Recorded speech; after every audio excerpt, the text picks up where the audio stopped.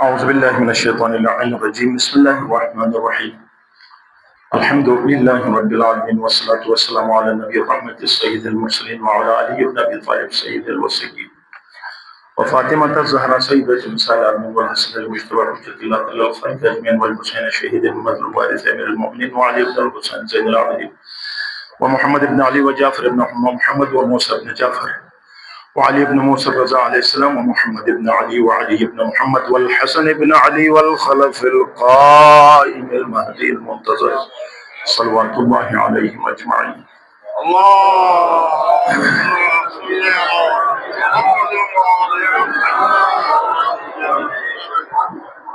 يا أيها الذين آمنوا اتقوا الله وكونوا مع الصادقين.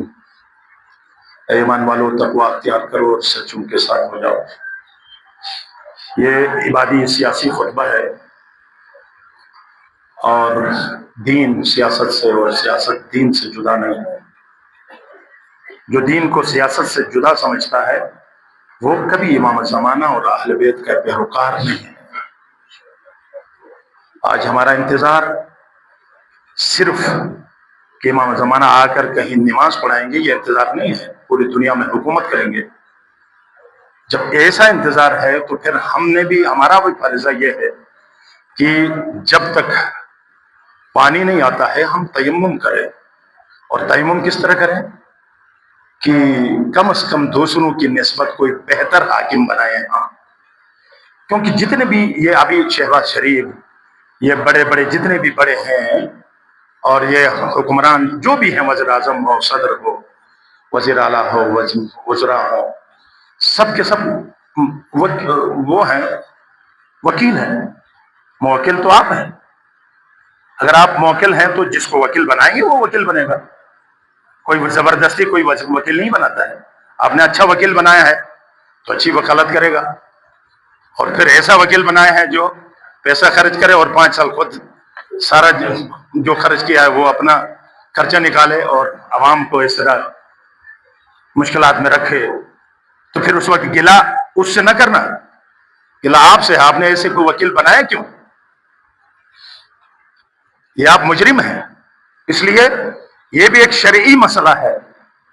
اور آج کل کوشش یہ کر رہے ہیں کہ دین کو ایسا پیش کریں کہ دینی سیاست دینی ابوہات دینی طاقت کو کم کرنے کی بھرپور کوشش ہو رہی ہے.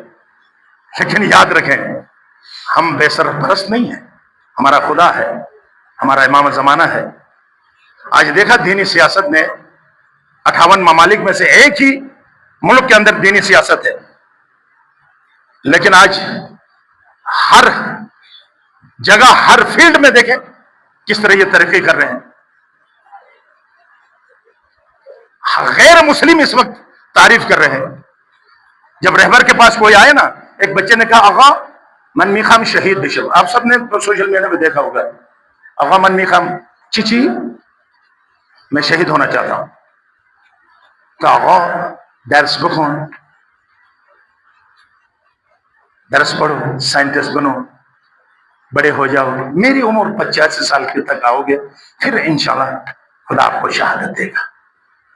اس بچے کو سمجھا رہا ہے کہ سائنسدان بنو پڑھو علم الابدان سے مزین ہو جاؤ علم الادیان سے مزین ہو جاؤ. اور مزین کیا ایران کو. یہ دینی سیاست ہے. اور یہاں کیا کرتے ہیں بعض دہشت گرد جن کا دین سے مکمل تعلق نہیں ہے اسلام کے نام پر آج یہ خود سازش ہے مستکبرین کی پیش کرتے ہیں یہ ہے دین. اور جس کی وجہ سے کیا ہوا پتا ہے جو داڑھی رکھ کر رہتا ہے خطرناک ہے. اور جو کلین شیو ہونا کہتے ہیں یہ روشن دماغ ہے. اچھا ہے برا نہیں ہے نیک آدمی لگتا ہے داڑھی نہیں ہے. جو نمازی ہے وہ دہشت گرد ہے. جو بے نماز ہے کہتے ہیں وہ نارمل ہے اچھا ہے نیک ہے. دین کو اس طرح استعمال نے پیش کیا ہے. حالانکہ دین سلامتی کا نام ہے. میں دینداروں کی بات نہیں کرتا. میں دین بازوں کی بات نہیں کرتا. اور میں دین شناسوں کی بات کرتا ہوں. دین شناس جو بھی ہے اس کے اندر محبت ہے عاشقی ہے. حل الدین الا الحب. دین یعنی محبت، دین یعنی آشتی، دین یعنی سلامتی، اسلام یعنی سلامتی. یہاں دہشت گردی ہے نہیں، یہاں ظلم و جبر کا کوئی قصہ ہی دین میں نہیں ہے. وہ الگ بات ہے کہ ایک ڈاکٹر جب چاقو نکالتا ہے کسی مریض کو ٹھیک کرنے کے لیے، وہ دہشت گردی نہیں، وہ علاج ہے. دین اگر کوئی چاقو بھی نکالتا ہے علاج کے لیے، کوئی ناسور ہوتا ہے تو وہ کاٹ دیتا ہے، نہیں تو وہ اس بیماری کو نکالنے کے لیے چلاتا ہے چاقو. وہ جہاد ہے، وہ لڑاکو نہیں ہے. دین میں لڑاکو نہیں ہوتے ہیں، دین میں جہاد ہے. جہاد ایک خاص قسم کی، جو وہ بھی محبت کے لیے ہوتی ہے، وہ بھی سلامتی کے لیے ہوتی جہاد ہوتا ہے. لہذا ولا ترکنوا الی الذین ظلموا، آپ سے دست گزارش یہ ہے ظلم کی طرف، ظالم کی طرف جھکاؤ تک مت کرو. دل کے اندر بھی ظالم کی طرف جھکاؤ مت نہ ہو. اور آج دیکھیں ہمارا جھکاؤ کس طرف ہے. ہم چیخ چیخ کر تھک گئے.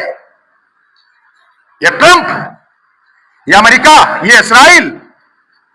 اس وقت آپ کو پتا ہے اسرائیل تو کھیل رہا ہے گریٹر اسرائیل کے لیے، اور کہاں کہاں تک ان کی حدیں ہیں آپ سب جانتے ہیں. لیکن امریکہ کو گریٹر اسرائیل سے نسبت نہیں کہ کیونکہ اس کا باپ وہ ہے، وہ بھی چاہتا ہے، لیکن اصل میں امریکہ چاہتا ہے تیل. عراق میں حملہ کیا، حملہ کرنے کے بعد ایک ایسے حکمران کو جو اسی کے اشارے پر چلتا تھا، اور سارا تیل ادھر. اور یہ ابھی درخواست دیتے ہیں امریکہ کو، تیل بیچ کر وہاں سے ڈالر پر اس طرف آتا ہے. اور حاکم اس وقت تیل جو ہے نا کیونکہ وہ عراق پر قبضہ کر کے وہ حکومت میں جو اب تک ہے وہ انہی کا علاقہ ہے. ایران میں بھی تیل ہے، اور ایسی جگہ جگہ جہاں پیٹرول ہے، ڈیزل ہے، تیل ہے، وہاں آئل ہے، وہاں یہ جا کر قابض ہونا چاہتا ہے اور پوری دنیا میں یہ راج کرنا چاہتا ہے. انشاءاللہ اب ان کا جو ہے آمنا سامنا ہوا ہے حیدر کرار کے ماننے والوں کے ساتھ. آج ان کی بھول ہے. آج یہ ٹرمپ ابھی خوفزدہ ہو گیا ہے. آج کل کہتا ہے کہ مجھے ایران قتل کرے گا، اس لیے میں یہ کروں گا وہ کروں گا. جو بڑکیں اب مارتا ہے وہ اس کا خوف ہے. اور ایران کے جرنیلوں اور فوجیوں نے اور عوام نے یہ کہا ہے جب تک ہم ان دونوں کو نہیں ماریں گے ہمارے تن پر لباس نہیں کفن ہوگا. یہ اعلان بھی وہاں سے ہو چکا ہے. اور یاد رکھے اس کی طرف قاسم سلیمانی قریب گئے تھے، ڈر کے مارے اس زمانے کے ابن ملجم نے وار کیا اور کہا تھا لیٹر اس کے ٹیبل پہ پہنچا کر جب ٹرمپ نے کھولا دیکھا تو فائل کے اندر موجود ہے کہ ہے ٹرمپ میرے رہبر کے خلاف بکواس مت کرو. جس طرح یہ خط تمہارے نزدیک ہے اس طرح ہمارا ہاتھ بھی تمہارے غریبان کے نزدیک ہے. یہ ایسے بیٹھے ہوئے نہیں ہیں. انشاءاللہ تعالی انشاءاللہ قریب آپ سنیں گے. اور یہ بھی یاد رکھنا، ایک آپ نے سنا ہوگا سوشل میڈیا میں بھی ابھی آیا ہے، وہ ایک جان باز جو 10 دن قومے پہ گیا تھا سیستان بلوچستان میں. 10 دن قومے میں وہ کہتا ہے کہ اس وقت رہبر بھی شہید نہیں ہوئے تھے. وہ کہتا ہے میں قومے کی حالت میں شہداء کے ساتھ تھا. میں نے حکمرانوں سے کہا کہ دوسری جنگ 12 روزہ جنگ کے بعد دوسری جنگ شروع ہوگی تو شہادت رہبر کی شہادت سے وہ جنگ شروع ہوگی. اور وہ کہتا ہے کہ ملائکے مسومین جو جہاد کرنے والے ملائک ہیں جو اللہ نے مومنین کے مدد کے لیے، میں نے کہتا ہے وہ ان کو میں نے دیکھا. وہ کہہ رہا ہے کہ وہ بالکل جہاد کے لیے آمادہ تھے. اور وہ کہہ رہا ہے کہ میں نے اس قومے کے دوران جب میں شہداء کے ساتھ تھا میں نے اپنی آنکھوں سے دیکھا، یہ شہادتیں دیکھی. دیکھنے کے بعد زمینی جنگ کہتے ہیں ہر حالت میں ہوگی. زمینی جنگ وہ امریکہ اور اسرائیل فوجیں اندر اتاریں گے اور پھر ان کا ایسا کلمہ کیا جائے گا کہ تاریخ میں یہ ثبت ہو جائے گا. یہ 6 لاکھ آئیں گے سوائے جنازوں کے کچھ نہیں ہوگا اور ملیا مٹ ہوں گے اور اسرائیل اور امریکہ کی تباہی پر یہ جنگ ختم ہوگی. یہ اس جانباز نے کہا ہے. जो आज वायरल भी है सोशल मीडिया में, वो ईरानी जंगबाज है, उसने अपने अभी इन लोगों के दरमियान कहा कि जमीनी जंग आप देख लें होगी, लेकिन जीत किसकी होगी? इंशाल्लाह। आज अबू इजराइल भी तेहरान पहुंच गए हैं, बसीजी इस वक्त आमादा है, करोड़ों, क्योंकि हर अवाम वहां तजुर्बाकार है। 2-2 साल हर एक ने फौजी ट्रेनिंग की हुई है ईरान में, यह दस्तूर है। हर फर्द 2 साल फौजी ट्रेनिंग करता है, सरबाज बनता है। और अब हर एक अवाम, छोटे बड़े सब आमादा हैं। वो चीख चीख कर कहते हैं कि आओ हम तुम्हारे मुंतजिर हैं, आओ हम आपके इस्तेकबाल करने के लिए तैयार हैं। हम चाहते हैं कि तुम्हें मारकर, तुम्हें जमीन के अंदर तुम्हारे टुकड़े टुकड़े करके थोड़ा सा हमारा दिल में सुकून पैदा हो जाए, इत्मीनान पैदा हो जाए, और फिर कयामत तक रहबर की शहादत हम भूल नहीं सकते, कासिम सुलेमानी की शहादत हम भूल नहीं सकते, लेकिन थोड़ी सी ठंडक हमें मिलेगी। आओ हमारे साथ मुकाबला करो, हैदर करार के मानने वालों के साथ मुकाबला करो। हम भागने वालों में से नहीं है, हमने सीनों में मौत की तमन्ना लेकर हम उतरे हैं। हमारी माएं कहती हैं जाओ, हम इन माओं के गोदियों में हम पले हैं। जो माँ, आपको पता है ईरान इराक जंग में एक माँ के 5 बच्चे शहीद हुए थे, मैंने खुद को में देखा। उसरा आ रहे थे असीर इराक से, तो इसका 5वां जवान, उस 5वें की कब्र बनाकर मां बैठी हुई थी शोक में। जब 5वां बेटा शहीद नहीं हुआ था, वो रोई स्टेज पर, कहा कि अब ये खुशी के आंसू है? कहा कि नहीं, गम के आंसू है। मतलब आपका बेटा जिंदा आया है, आपको तो खबर आई थी कि वो शहीद हो गए। कहता है इसीलिए तो रो रही हूं कि मैंने जहरा से वादा किया था 5 बच्चों को कुर्बान करूं, ये 4था बच्चा मेरे कुर्बानी कबूल क्यों नहीं हुआ? ऐसी माएं रहती हैं वहां, ऐसे जवान रहते वहां, अपने जाने निशावर करने के लिए तैयार हैं। आने दे उनको, और इंशाअल्लाह ताला वो ज़लील ख़ार होंगे। वक्त के दामन में बिल्कुल गुंजाइश नहीं। वरना दोस्तों, मोमिनों, मोमिनात से 10 वक्त गुजारिश है, दुश्मन को पहचान लो, दुश्मन को पहचान लो। मैं इंशाल्लाह कभी अर्ज करूंगा, अभी वक्त के दामन में गुंजाइश नहीं। सिर्फ फिर इस्तवार 5 दुश्मन है हर मोमिन के, 5 दुश्मन। खुद रसूल खुदा ने फरमाया है 5 दुश्मन है, याद रखो। पहला दुश्मन कौन है? पहला दुश्मन अल मोमिन बेना खम्स शदाइद। जब मोमिन उठता है 5 दुश्मनों के साथ रूबरू करता है। एक, मोमिन यासुद, वो मोमिन जो हासिद है, वो आपका दुश्मन है। यूसुफ के भाई कोई काफर नहीं थे, लेकिन हासिद थे, भाई को कुएं में डाला। हाबिल कोई काफर नहीं था, मुशरिक नहीं था। काबिल, उसने अपने भाई हाबिल को मारा हसद की वजह से। आप जब उठेंगे तो आप रूबरू होंगे एक हासिद दुश्मन मोमिन के सामने। खुदा इन हासिदों से नजात दे। इन हासिदों की वजह से दीन, अकीदा, इस्लाम में जो ज़ाफ है वो इनकी वजह से है। दूसरा कहता है कि दूसरा दुश्मन जब आप उठेंगे रूबरू होंगे मुनाफिकिन या बुग़्ज़, जो बुग़्ज़ रखने वाला मुनाफिक, वो बहुत खतरनाक दुश्मन है, जिसने मौलाए कायनात को भी रुलाया है। अब दाऊद को चीर फाड़ा था, मरहब के टुकड़े किया था, लेकिन इस मुनाफिक ने मौला को रुलाया। कुएं के ऊपर सर रखकर रोते थे और कुआं तर होता था। इन लोगों ने सफों के अंदर दाखिल होकर वो काम किया जो कोई काफर भी नहीं कर सकता। लिहाजा दूसरा दुश्मन यह है, इनकी पहचान करो। आपके सफों के अंदर दाढ़ी रखकर, अच्छे अच्छे जो है ना अल्फाज के साथ, नेक बातों के साथ आपके सफों में बैठकर आपके जड़ें काटने वाले मुनाफिक भी इस वक्त मौजूद हैं। और तीसरा दुश्मन जो आप मुकाबला करें, काफिरिन युकातिलु, एक तो यही अमेरिका इस्राइल है। क्या करें भाई, हम क्या करें? वहां नहीं जा सकते हैं तो क्या करें?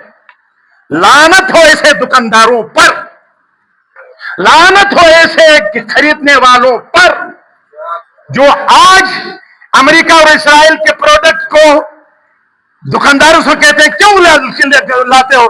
कहते हैं मजबूरी है, लोग डिमांड करते हैं। तुम क्यों खरीदते हो? बस दस्तरखानों में मैंने पकड़ लिया, یہ اسرائیلی پروڈکٹ ہے، یہ خون ہے، فتوا بھی ہے، حرام بھی ہے شراب کی طرح. کیوں لایا؟ اب پیسے خرچ ہو گئے ہیں تو کیا کرے، اب پینا پڑتا ہے. شرم نہیں آتی ہے اور یہ کہتے ہوئے پیتے ہیں. پھر شراب بھی اگر کوئی گھر میں لائے، کہو کہ یہ اسراف ہو گیا، شراب بھی پیو. حرام تو حرام، ہر چیز حرام ہے. جب ہمارے فقہا نے، مجتہدین نے کہ آپ، میں خواتین سے، میں دوستوں سے، میں جوانوں سے 10 بس گزارش کروں گا، خبردار ان کے پروڈکٹ جتنے ہیں اسرائیل کے، کیونکہ یہودیوں کا جو ہے نا زیادہ جو ہے نا ان کی جان سود کے اندر ہے. جتنا مالی نقصان پہنچاؤ ان کی موت ہے. یہ ذلیل ہوں گے، یہ خوار ہوں گے. تھوڑی سی رکاوٹ ہو گئی ہے، ان کی چیخیں نکلی ہیں. آپ سے 10 بس گزارش ہے، آج کے بعد وہ رہبر کے ساتھ، وہ رہبر کا نہیں ہے، میں کہوں گا وہ پھر اسرائیلیوں کا ہے، پھر وہ یہودیوں کا ہے جو اسرائیل پروڈکٹ سے جو استفادہ کرتا ہے، جو ملک پیک پیتا ہے، جو ڈیو پیتا ہے، اور جو وہ ڈرنکس پیتا ہے جو خود یہودی نہیں پیتے ہیں اور ہمیں دیتے ہیں، اور ان کو ہم فائدہ پہنچاتے ہیں. پیپسی، کوکولا، قسم قسم کی یہ چیزیں، لیس. اور آپ کو پتا ہے، آپ کو سب جانتے ہیں اس وقت سوشل میڈیا میں ان کے پروڈکٹس کے بارے میں باقاعدہ لکھا ہوا کوئی کون کون سا پروڈکٹ ہے، اور آپ اسے استفادہ کرتے ہیں. یہ حرام ہے. یہ کبھی بھی مومن نہیں ہے، یہ کبھی حیدر کرار کا ماننے والا نہیں ہے، یہ اہل مودت ہو ہی نہیں سکتا. کہ اتنی بات بھی یار اپنے آپ کو روک. ویسے بھی وہ نقصان دہ ہے. کولڈ ڈرنک آپ کو پتا ہے ویسے بھی نقصان دہ ہے. نہ پیے تو کیا ہوتا ہے، نہ لے تو کیا ہوتا ہے.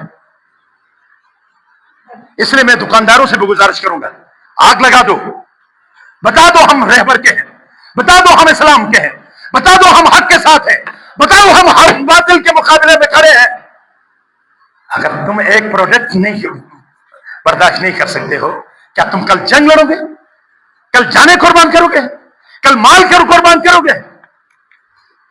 تمہارے دسترخوان یہودیوں کے پروڈکٹ سے سجے ہوئے ہو اور آپ اپنے آپ کو مومن کہلاتے ہیں، اپنے آپ کو آزادار کہلاتے ہیں، اپنے آپ کو علی کے پیروکار کہلاتے ہیں. لعنت ہو ایسے پیروکاروں پر، لعنت ہو ایسے آزاداروں پر.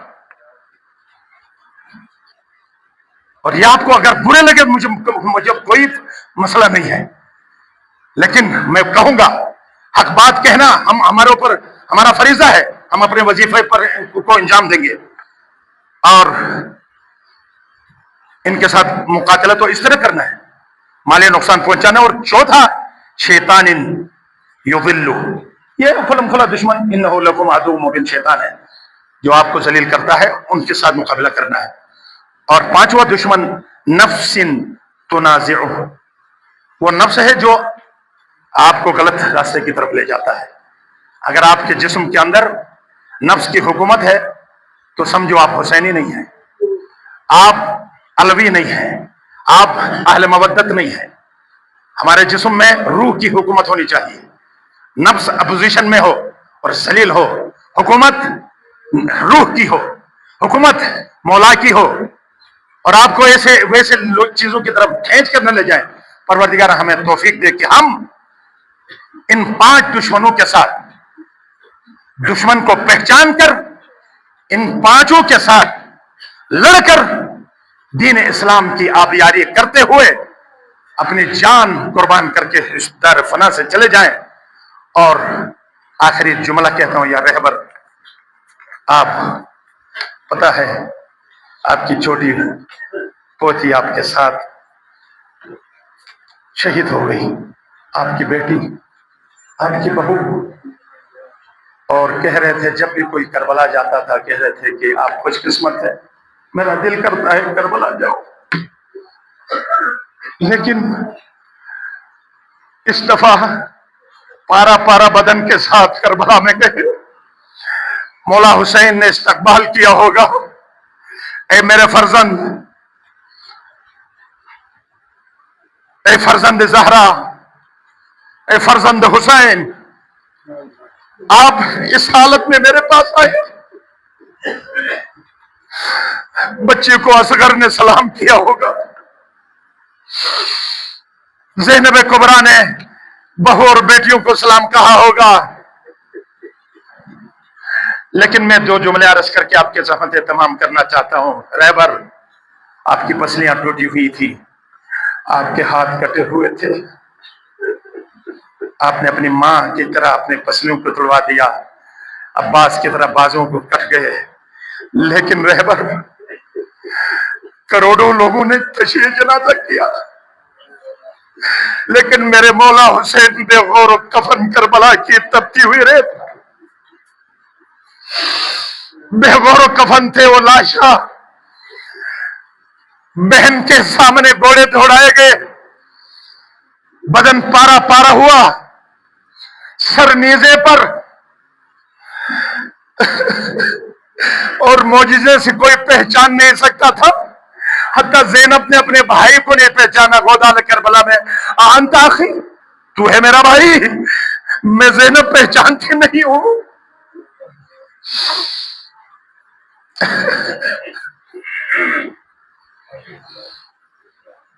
بس اے رہبر عزیز، میں واسطہ دیتا ہوں حسین علیہ السلام کا، اس بدن پارا پارا شدہ کا واسطہ، کہ آج آپ شب جمعہ کو امام رضا کے جوار میں دفن ہوئے، لیکن آپ کے امام حسن کو جب حرم میں دفن کرنے کے لیے لے گئے تو تیروں سے جنازے پر تیر لگے. میں کہنا چاہتا ہوں، جب تیر لگے تھے نا، واپس جنازہ گھر آیا. زینب کبریٰ ام کلثوم اپنے بھیا کے جنازے سے تیر نکالتے ہوئے رو رہے تھے.